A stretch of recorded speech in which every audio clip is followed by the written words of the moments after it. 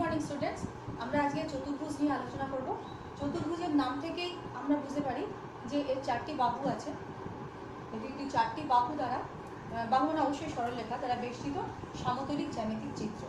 সুতরাং চতুর্ভুজের চারটি বাহু থাকবে, চারটি অন্তঃকোণ থাকবে এবং চারটি অন্তঃকোণের সমষ্টি সর্বদা 360 ডিগ্রি হবে, মানে 360 ডিগ্রি হবে। কিন্তু এই এবং কর্ণের সংখ্যা হবে দুটি, এই একটি কর্ণ, এই একটি কর্ণ। এবার চতুর্ভুজের উপর যদি কোনো কন্ডিশন আমরা আরোপ করি, অর্থাৎ কিছু শর্ত আমরা আরোপ করি, তখন আমরা বিভিন্ন রকমের চতুর্ভুজ আরও পেতে থাকি। যেমন ধরো এই যে চতুর্ভুজটি আছে, এই চতুর্ভুজে চারটি বাহুর মধ্যে আমি বললাম যে একজোড়া বিপরীত বাহু সমান্তরাল এবং অসমান, তাহলে সেটা হবে সমান্তরাল এবং অসমান, একজোড়া বিপরীত বাহু, এবং অন্য জোড়া বিপরীত বাহু দুটি অসমান্তরাল।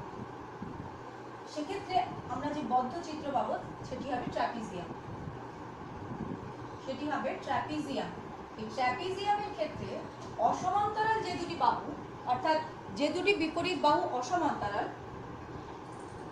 সেই দুটি বাহুকে বলা হয় তির্যক বাহু। এই দুটি বাহুকে বলা হয় তির্যক বাহু। এই তির্যক বাহু দুটি সমান হতে পারে, সমান নাও হতে পারে। যদি সমান হয়, ট্র্যাপিজিয়ামের এই তির্যক বাহু দুটি, মানে যে দুটি অসমান্তরাল, তারা যদি সমান হয়, সেক্ষেত্রে ট্র্যাপিজিয়ামটিকে বলা হয় সমদ্বিবাহু ট্র্যাপিজিয়াম। আর যদি সমান না হয়, সেক্ষেত্রে শুধু ট্র্যাপিজিয়ামই বলা হয়।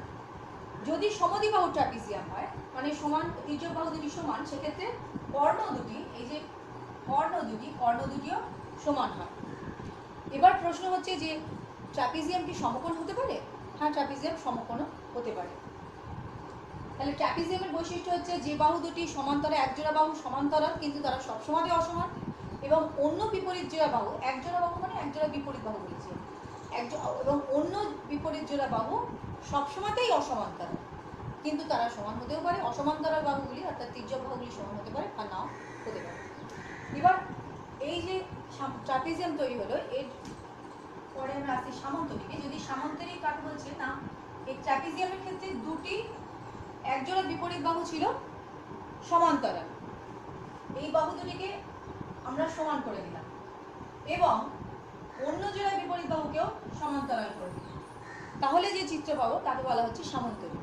অর্থাৎ সামন্তরিকে বিপরীত জোড়া বাহু সবসময়তেই সমান্তরাল। সামন্তরিকের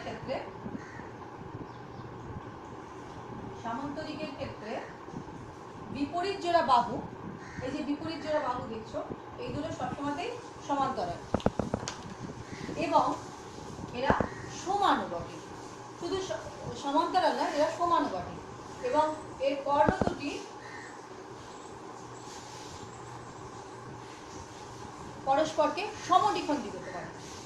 সামন্তরিকের কর্ণ দুটি পরস্পরকে সমদ্বিখণ্ডিত করে এবং সামন্তরিকের বিপরীত কোণগুলি, সামন্তরিকের যে চারটি অন্তঃকোণ আছে তার মধ্যে বিপরীত জোড়া অন্তঃকোণ, আমি এটা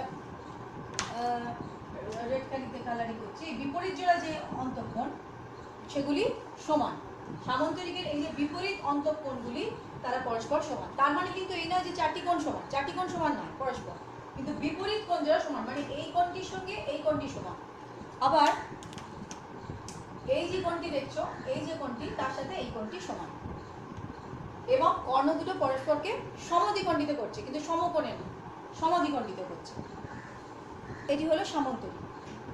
এবার এই যে সামন্তরিক, এই সামন্তরিকের মধ্যেই যদি আমরা এই সামন্তরিকের চারটি বাহুই সমান করে দিই, মানে এই সামন্তরিকের পর সামন্তরিকের সমান্তরাল বিপরীত বাহুগুলি একজোড়া বিপরীত বাহু সমান্তরাল, কিন্তু আমরা যদি এটাকে সমানও করে দিই, আঁকা খুব ভালো হচ্ছে না, যাই হোক, এটাকে যদি আমরা সমানও করে দিই, মানে সামন্তরিকের চারটি বাহুকে আমরা সমান করে দিই, সমান্তরাল তো আগে থেকেই ছিল, তাহলে আমরা যে ফিগারটা পাবো সেটাকে বলা হচ্ছে রম্বাস। তাহলে রম্বাসের বৈশিষ্ট্য কি? এই চারটে বাহুই সমান, চারটে বাহুই সমান এবং এর যে কর্ণ দুটো হচ্ছে, এই যে কর্ণ দুটো, রম্বাসের বৈশিষ্ট্য হচ্ছে এর কর্ণ দুটো শুধু সমদ্বিখণ্ডিত করে না, এরা সমকোণে সমদ্বিখণ্ডিত করে, মানে কর্ণ দুটি শুধু দুজন দুজনকে সমদ্বিখণ্ডিত করছে তাই না, সমকোণে সমদ্বিখণ্ডিত করছে। এইখানে সামন্তরিকের সঙ্গে বেশ কিছুটা তফাৎ আছে। সামন্তরিকের ক্ষেত্রে কর্ণ দুটি সমদ্বিখণ্ডিত করছিল কিন্তু সমকোণে নয়, আর রম্বাসের ক্ষেত্রে সমদ্বিখণ্ডিত করছে এবং সমকোণে করছে। এবং রম্বাসের 4টি বাহুই সমান, রম্বাসের ক্ষেত্রে 4টি বাহুই সমান, এটি হচ্ছে রম্বাস। আর রম্বাসের বিপরীত কোণগুলি সমান। এবার এই যে রম্বাসের 4টি বাহু সমান এবং সমান্তরাল। যদি রম্বাসের 4টি বাহু সমান হলো এবং প্রতিটি অন্তঃকোণ 90 ডিগ্রি হয়ে গেল, এটা বলছিলাম যে বর্গক্ষেত্র মনে হচ্ছে তার 4টি বাহু সমান, তার প্রতিটি অন্তঃকোণ সমকোণ এবং তার যে কর্ণ দুটি আছে তারা শুধু সমকোণে সমদ্বিখণ্ডিত করে না, তারা পরস্পর দৈর্ঘ্যও সমান। এবার এই যে সামন্তরিকের বিপরীত বাহু দুটি পরস্পর সমান্তরাল সেটা আমরা জানি এবং সমান। এবার এই সামন্তরিকের অন্তঃকোণগুলো যদি 90 ডিগ্রি হয়ে যায়, মানে বিপরীত বাহু দুটো সমান এবং সমান্তরাল এবং কোণগুলি প্রত্যেকটি কোণ অন্তঃকোণ 90 ডিগ্রি, তাহলে আমরা যে ফিগারটি পাবো এটিকে বলা হচ্ছে আয়তক্ষেত্র।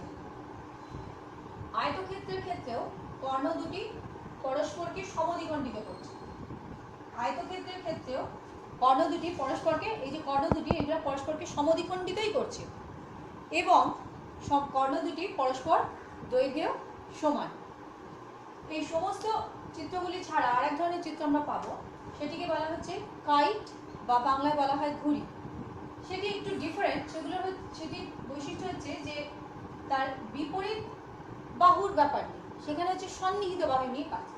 সন্নিহিত বাহু দুটি সমান হচ্ছে এবং সেই সন্নিহিত বাহু দুটি, যে সন্নিহিত বাহু দুটি সমান, তাদের কৌণিক বিন্দুর বিপরীত কৌণিক বিন্দু থেকে যে আরো দুটি বাহু আসছে তারাও পরস্পর সমান হচ্ছে। তার অর্থ হচ্ছে এই ছবি অনুযায়ী এই দুটি বাহু সমান এবং এদের যে ছেদ বিন্দু, এই দুটি বাহু যে ছেদ বিন্দু তার বিপরীত যে কৌণিক বিন্দু এখানে, সেই কৌণিক বিন্দু থেকে যে দুটি বাহু আসছে মানে এইটি এবং এইটি, এরা দুজন পরস্পর সমান আর এরা দুজন পরস্পর সমান, কিন্তু এই বাহুটি এবং এই বাহুটি বা এই বাহুটি বা এই বাহুটি এরা সমান না। তার মানে আমি যদি নাম দিয়ে লিখি তাহলে এ বি সি ডি, তাহলে এ বি আমি এইখানটাতেই লিখছি। আচ্ছা আমি এটা মুছে একটু এটা মুছে দিচ্ছি ট্রাপিজিয়ামটা।